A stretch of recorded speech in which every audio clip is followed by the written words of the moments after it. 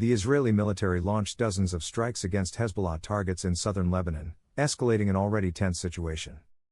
Hezbollah's leader, Hassan Nasrallah, vowed retribution for the wireless device explosions targeting his fighters. As Nasrallah promised retaliation, Israeli jet fighters screamed overhead, setting off sonic booms. The skies over southern Lebanon filled with jets, and the booms that followed were from bombs. The Israeli military carried out more than 70 airstrikes across southern Lebanon, avoiding major population centers.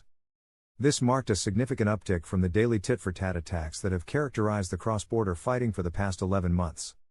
Earlier this week, pagers and walkie-talkies widely used by Hezbollah operatives began exploding all at once across Lebanon.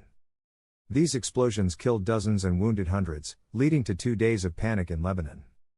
The operation has been tied to Israel, though the Israelis have not claimed responsibility for it.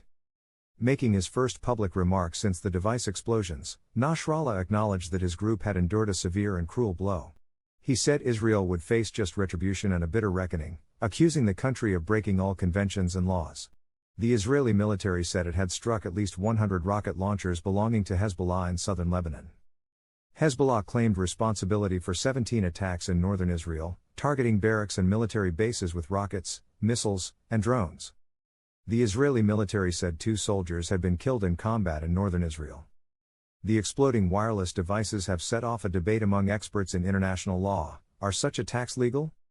Specifically, legal scholars are asking whether it violates the laws of war to detonate secretly installed explosives in thousands of pagers and walkie-talkies. At least 37 people have been killed since Tuesday, including several children. The European Union's top diplomat condemned the attacks, citing heavy, indiscriminate collateral damages among civilians. Other governments have reacted more cautiously, with the US still gathering the facts about the blasts.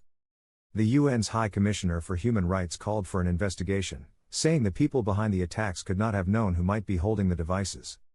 A 9-year-old girl, Fatima Abdullah, was killed when she picked up a pager that was beeping on her kitchen table.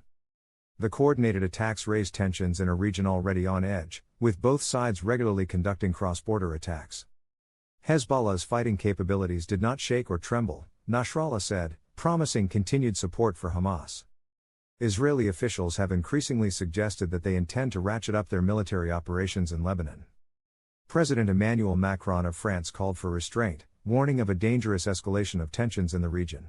The Lebanese army carried out controlled explosions on pagers and other communication devices around Lebanon. The Israeli military announced the death of 2 Israeli soldiers killed during combat in northern Israel. Nasrallah reiterated that Hezbollah would not stop firing missiles and drones at Israel until it ends its war against Hamas.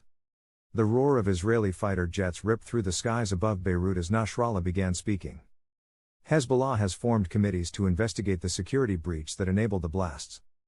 Stay tuned as this conflict unfolds, and remember, in the fog of war, the truth is often the first casualty.